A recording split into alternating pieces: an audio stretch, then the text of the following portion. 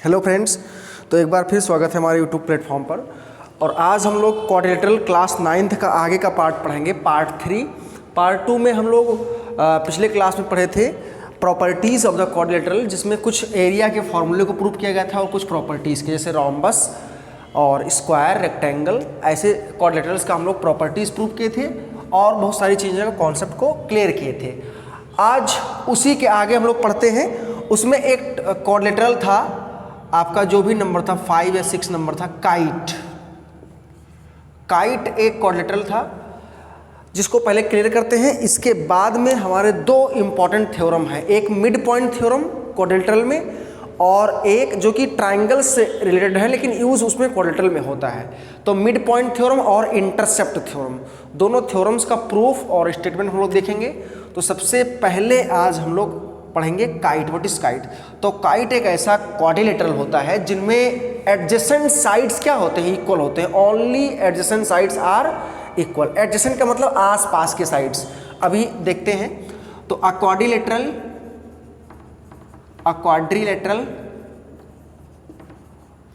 in which adjacent sides are equal. Adjacent sides are equal is called a kite. तो उसे हम लोग क्या बोलते हैं? काइट बोलते हैं। जैसे अगर एक क्वाड्रिलेटरल हो ABCD जिनमें कुछ इस टाइप का फिगर हो तो इसे हम लोग क्या बोलेंगे? काइट बोलेंगे। सपोज दैट ये A है, B, C और D। अब इसमें AD is equal to AB होगा और CD is equal to BC। तो इफ अगर देखें फिगर से, if AD is equal to AB, AD का एडजेसेंट साइड क्या है? AB है और CD का एडजेसेंट साइड क्या है? BC है, comma CD is equal to BC। Therefore ABCD is a kite. अब इसकी प्रॉपर्टीज क्या है? इसकी प्रॉपर्टीज पहला है, प्रॉपर्टीज में अगर देखा जाए तो फर्स्ट प्रॉपर्टी इसकी है कि द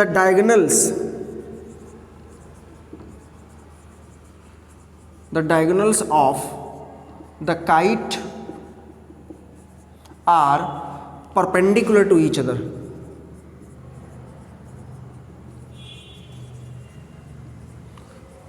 काइट के डायगोनल क्या होते हैं? एक दूसरे के परपेंडिकुलर होते हैं और उसके साथ AC और BD जो होता है, दोनों डायगोनल्स वो आपस में क्या होते हैं?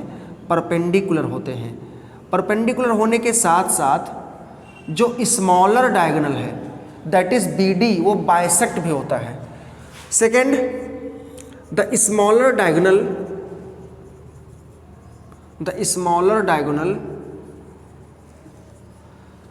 BD is bisected by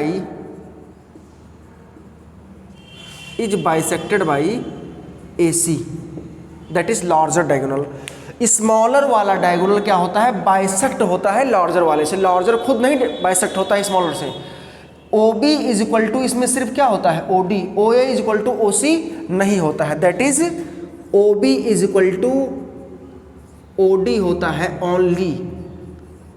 ठीक है, OB is equal to OD। और दोनों डायगोनल्स आपस में क्या होते हैं? परपेंडिकुलर होते हैं। मतलब अगर लिखा जाए तो AC परपेंडिकुलर होता है किसके? BD के, एट O पर। तो ये दो प्रॉपर्टीज हैं। अगर इनको प्रूव करना चाहे तो इजीली हम लोग प्रूव कर सकते हैं। तो चलिए इसको प्रूव कर लेते हैं फटाफट। काइट क्या होता है? एक ऐसा क्वाड्रिलेटरल जिनमें एडजेसेंट साइड इक्वल होते हैं। दो प्रॉपर्टीज क्या है इनकी? इनकी प्रॉपर्टीज है कि इनके डायगोनल्स जो होते हैं आपस में परपेंडिकुलर होते हैं। स्मॉलर डायगोनल बाइसेक्ट होता है बाय द लार्जर डायगोनल। तो इसका प्रूफ करते हैं। तो हम लोग ले लेंगे एक kite, let a kite ABCD, let a kite ABCD एक काइट ले लेते हैं और इस काइट में सबसे पहले हम डेफिनेशन ही यूज कर सकते हैं क्योंकि हमें डेफिनेशन ही गिवन है। डेफिनेशन क्या है कि इनके एडजेसेंट साइड आपस में क्या है, इक्वल है। ए बी सी और डी, ये पॉइंट ओ है, और C D is equal to क्या है इसका, B C. Let a kite A B C D in which A D is equal to A B, ये गिवन है, and C D is equal to C B, या B C भी लिख सकते हैं, बस यही चीज हमें गिवन है। प्रूव क्या करना है, to prove A C perpendicular B D at O and O D is equal to O B. जो एक डायगोनल है स्मॉलर वो बाइसेक्ट होता है पॉइंट ओ पर, that is O D is equal to O B दिखाना और A C B D perpendicular दिखाना है। तो आपके पास एक ट्राइंगल दिख रहा होगा, triangle A D C, triangle A D C में और ट्राइंगल ए बी सी में, इन दोनों ट्राइंगल्स में क्या क्या चीजें हैं। पहली चीज A D is equal to A B है, C D is equal to B C है, और ए सी क्या है, कॉमन है। तो now in triangles A B C and triangle A D C we have A D is equal to A B and C D is equal to C D is equal to C B. ये क्या है, given है, क्योंकि kite है तो adjacent side equal रहेगा ही, and A C is equal to A C common है, A C is equal to A C क्या है, कॉमन है, A C is equal to A C क्या है, कॉमन है। So this imply that triangle ABC is congruent to triangle ADC by SSS congruence rule। SSS congruence rule से दोनों triangle क्या हो जाएंगे, कॉन्ग्रुएंट हो जाएंगे, और यहाँ से करस्पॉन्डिंग पार्ट्स क्या हो जाएगा, हमारा इक्वल हो जाएगा। करस्पॉन्डिंग पार्ट्स में इक्वल कौन सा देखना है, करस्पॉन्डिंग पार्ट ये एंगल इस एंगल की क्या हो जाएगा, इक्वल हो जाएगा। मतलब अगर देखा है तो angle D A C is equal to angle B A C, therefore angle B A C is equal to angle D A C C P C T, corresponding part of congruent triangle. तो ये दोनों angle equal हो गए। अगर angle B A C equal है तो B A ओ वही बात हो गए, बस एक पॉइंट ऊपर चले गए। इसका मतलब angle B A O is equal to angle D A O, ये भी इक्वल होगा, ठीक है। अब देखिए, अब आपके पास एक ट्राइंगल दिख रहा होगा, छोटा सा ट्राइंगल आपको दिख रहा होगा, ट्राइंगल ए ओ डी और ए ओ बी, ये दो ट्राइंगल है, ए ओ डी और ए ओ बी, ऊपर के दोनों छोटे छोटे ट्राइंगल्स। इनको अगर हम लोग प्रूव कर ले गए क्या, कॉन्ग्रुएंट, तो वहां से सीपीसीटी से O D equal to O B और ये एंगल इक्वल दिखा सकते हो, और दोनों लीनियर पेयर भी है तो 90-90 हो जाएगा। तो now in triangle A O B and triangle A O D we have, यहां से करते हैं क्या है, A D is equal to A B, ये गिवन है, और एंगल अभी अभी प्रूव किया है, angle B A O, angle B A O is equal to angle D A O, ये अभी अभी प्रूव किया गया है, प्रूव्ड किया गया है, लिख सकते हो सीपीसीटी ऑफ द अबव। और ओ ए इज इक्वल टू ओ ए क्या है, कॉमन है, ओ ए इज इक्वल टू ओ ए क्या है, कॉमन है। तो अब आप देख सकते हैं कि दो साइड और उन्हीं के बीच का एंगल अगर इक्वल हो तो triangle A O B congruent हो जाएगा ट्राइंगल ए ओ डी के by S A S congruence rule से। तो S A S congruence rule से क्या हो जाएगा, ये दोनों ट्राइंगल कॉन्ग्रुएंट हो जाएगा, और यहाँ से O B is equal to O D आप दिखा सकते हैं, O B is equal to O D आप दिखा सकते हैं सीपीसीटी से करस्पॉन्डिंग पार्ट। तो इसका मतलब क्या हुआ कि smaller diagonal is bisecting by the larger diagonal, यही प्रूव करना था, O B is equal to O D, और angle A O B is equal to and angle A O B is equal to angle A O D, ये भी CPCT लिख सकते हैं। और इन दोनों का सम कितना होगा, यहाँ से डायरेक्ट हम लोग लिखेंगे, इन दोनों का सम 180 होगा, दोनों इक्वल भी हैं, तो इसका मतलब 90-90 हो जाएगा। Therefore from the figure angle A O B plus angle A O D is equal to 180, क्योंकि linear pair of the angle है इसलिए दोनों 90-90 हो जाएंगे। तो हम लोग ऊपर भी लिख सकते हैं कि angle A O B is equal to angle AOD is equal to 90, क्योंकि दोनों का sum linear pair of angles था, इसलिए 180 हो गया। वो नीचे क्वेश्चन लिखा है, तो दोनों 90 होंगे। तो इस तरह से हम लोग काइट में प्रूव कर चुके हैं कि दोनों जो डायगोनल्स होते हैं पॉइंट O पर परपेंडिकुलर होते हैं, 90 डिग्री बनाते हैं, और स्मॉलर डायगोनल सिर्फ बाइसेक्ट होता है बाय द लार्जर डायगोनल।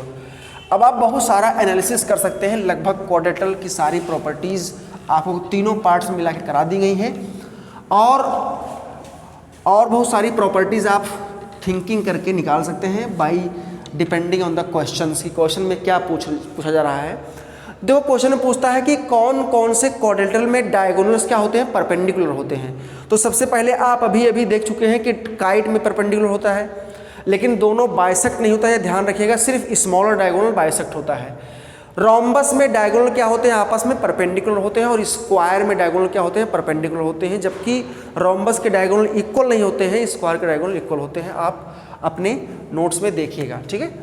अब हम लोग हेडिंग डालते हैं mid point theorem, very important part of this chapter, that is mid point theorem. बहुत सारा क्वेश्चन प्रूफ वाले इसी से बनते हैं, मिड पॉइंट थ्योरम।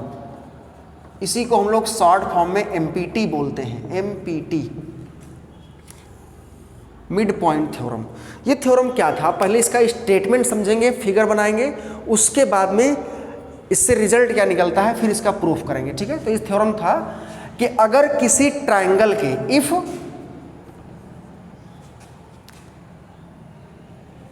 नहीं, इससे इफ से नहीं लिखते हैं, लिख दो the line segment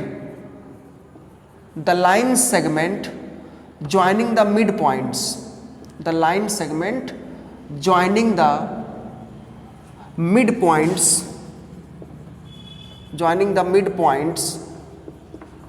of any two sides of a triangle, the line segment joining the midpoints of any two sides of the triangle is parallel to third side,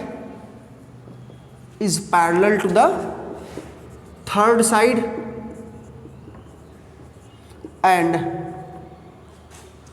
half of it मतलब third side. ये है आपका mid point theorem.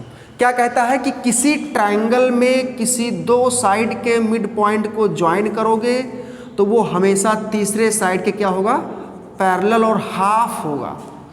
जैसे अगर AB का mid point ले लें और AC का मिड पॉइंट ले लें, इन दोनों को ज्वाइन कर दें, तो यहाँ पर सपोज दैट ये D है और ये क्या है, E है, तो ये हमेशा third side that is BC क्या होगा, पैरेलल और हाफ होगा। तो यहाँ पर अगर हम लोग लिखें कि if D is mid point of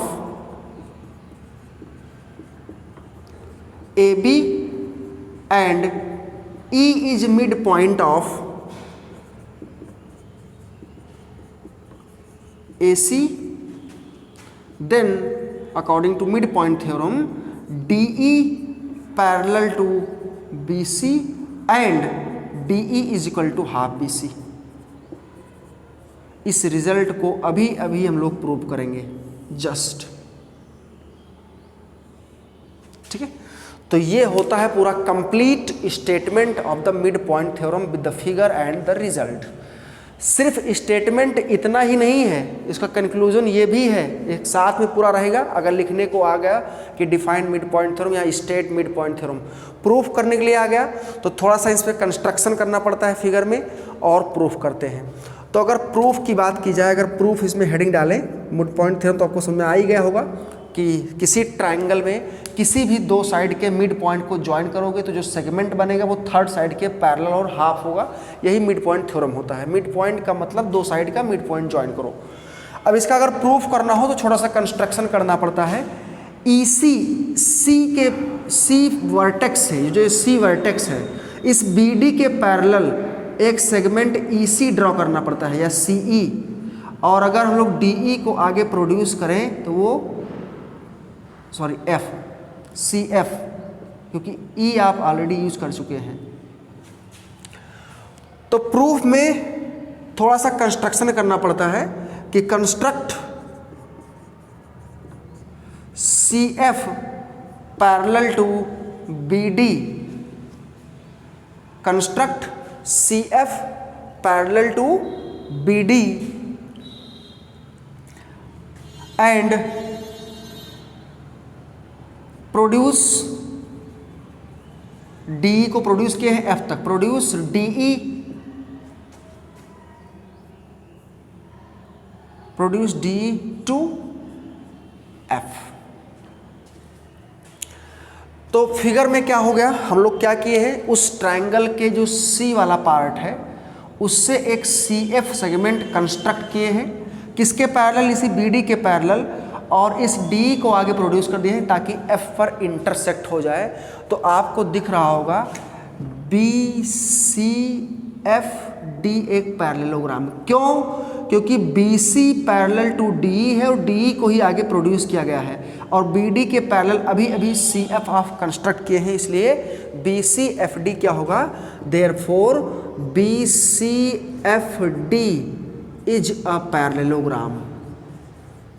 क्यों?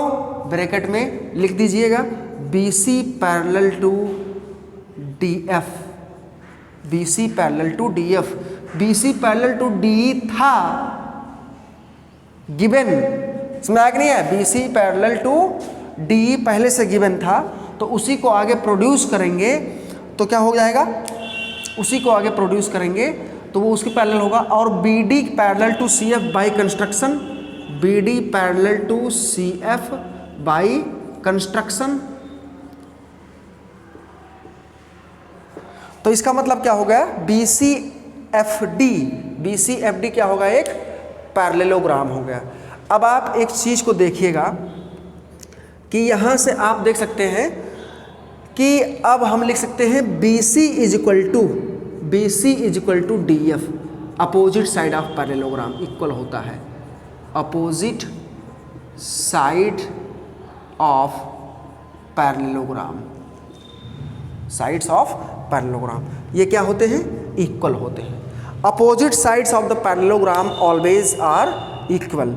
अब आप देख सकते हो कि DF की जगह पर DE प्लस EF लिख सकते हैं, तो BC is equal to DE plus EF, DE plus EF।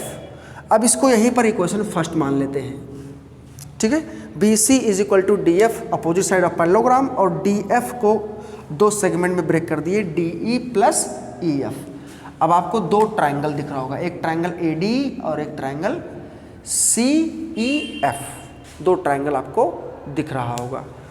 तो now in triangle ADE and triangle CEF, ऊपर और नीचे वाले ट्रायंगल में, ऊपर और इधर राइट साइड वाले ट्रायंगल में, इन दोनों ट्रायंगल्स में क्या है, सबसे पहली चीज ये साइड इसके इक्वल है, क्योंकि AE is equal to C होगा, because E is the mid point of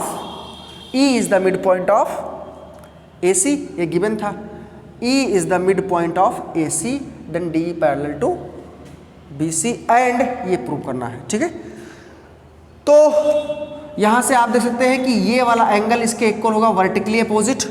आप यहां पर लिख सकते हो वी हैव, या अगर लाइन एक ड्रॉ कर दें इसके बाद में हम लिखेंगे वी हैव, इसी के नीचे स्पेस नहीं है तो इसलिए साइड में लिख रहे हैं, we have AE is equal to AC, AE is equal to AE is equal to EC होना चाहिए, CE, ADE तो ECF। तो यहां पर क्या लिखे हैं हम लोग, AE is equal to CE,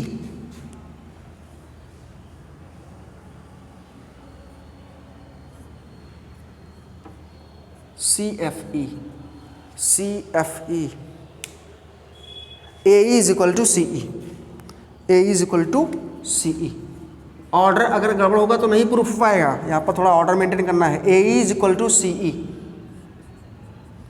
AE is equal to CE, क्यों? क्योंकि E क्या है, mid point of, E is mid point of या हम डायरेक्ट गिवन लिख देते हैं इसको, ये डायरेक्ट क्या लिखेंगे, गिवन है,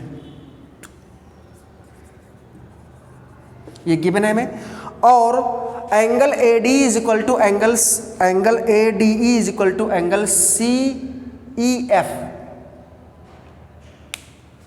and angle A D E is equal to angle C E F, vertically opposite angle. Angle A D E is equal to C E F.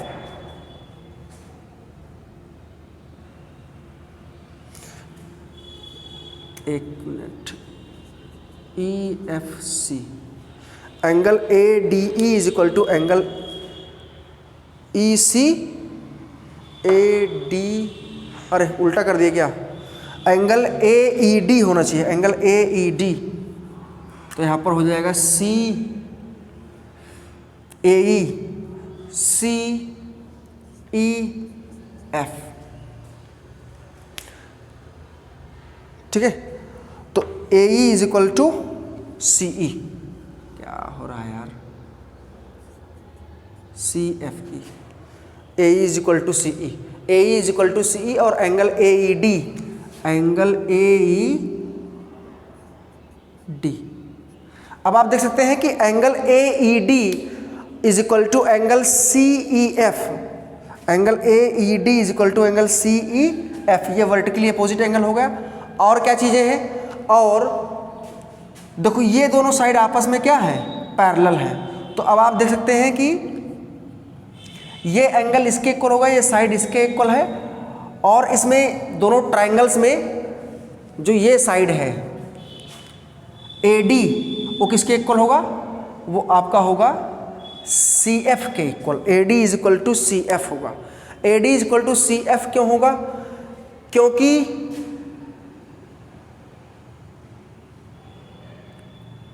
A D is equal to C F क्यों होगा, A D is equal to C F, क्योंकि A D is equal to B D है, A D is equal to B D, और B D is equal to C F है, इसलिए तो B D is equal to, यहाँ पर देख लो, B D is equal to C F होगा, opposite side of parallelogram, B D is equal to C F होगा, अपोजिट देखो A D is equal to B D, A D is equal to B D, क्योंकि D A B का mid point है, और B D is equal to C F, B D is equal to C F, opposite side of parallelogram, इसलिए A D is equal to C F लिख सकते हो, A D is equal to C F लिख सकते हैं। ऐसा क्यों, क्योंकि ये साइड इसके इक्वल है और ये इसके दोनों आपस में इक्वल होंगे, ये वर्टिकली अपोजिट एंगल हो गया। तो इसमें कौन सा थ्योरम लग रहा है, एक तो आपका हो गया ये दोनों एंगल इक्वल हो गए,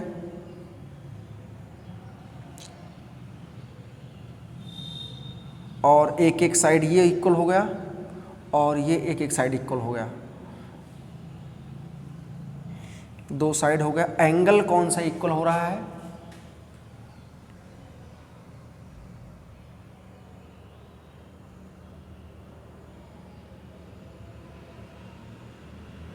हाँ, और ये वाला एंगल ए डी ई जो है वो आपका सी एफ ई के इक्वल होगा।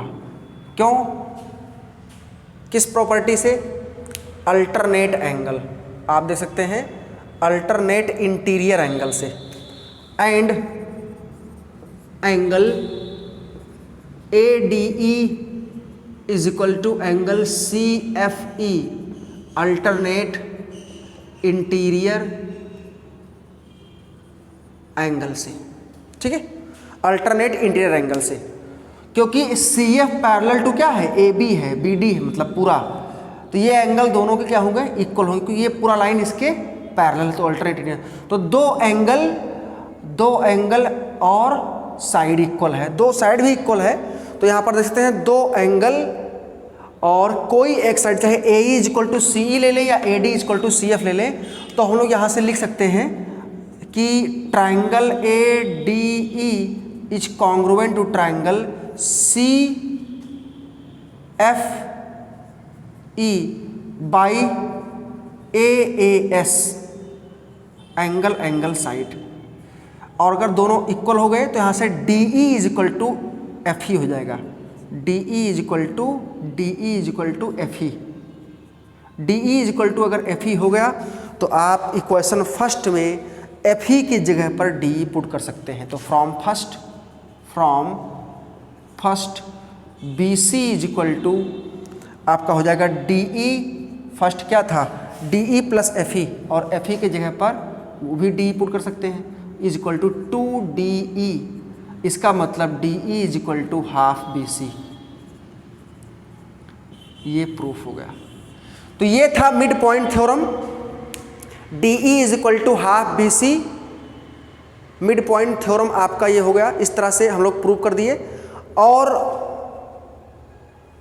इसमें देखने वाली बात ये है कि जो मिड पॉइंट जॉइन करने वाला लाइन सेगमेंट DE है वो आपके थर्ड साइड के पैरेलल होगा और हाफ होगा। मेन यही इसका प्रॉपर्टी है। इस चीज़ को हम लोग थोड़ा सा समझेंगे, तो इसको नोट करिए सभी लोग। और इसके बाद में कुछ प्रूफ वाले हम लोग क्वेश्चंस कर लेते हैं, ठीक है। प्रूफ वाले क्वेश्चंस, थोड़ा सा इसको एडजस्ट कर दें स्क्रीन को ताकि इस पूरा पार्ट आपको दिखाई दे, ठीक है। यहाँ से पूरा दिखाई दे रहा है।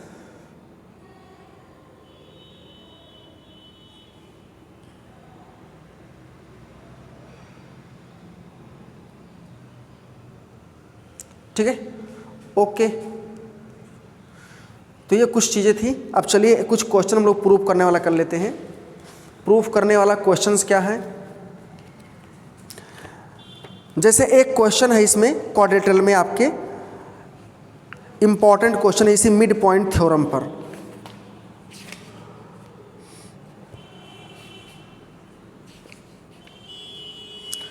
ध्यान दीजिएगा, मिड पॉइंट थ्योरम का कन्वर्स, अगर दो लाइन के मिड पॉइंट को ज्वाइन करोगे तो थर्ड साइड के पैरेलल और हाफ होगा। अगर ऐसा इसका उल्टा हो रहा है, कोई लाइन पैरेलल है तो कोई ज़रूरी नहीं कि वो मिड पॉइंट से ही पास हो, इसका कन्वर्स ट्रू नहीं होता है। लेकिन अगर हाफ भी हो तो पैरेलल होगा, ठीक है।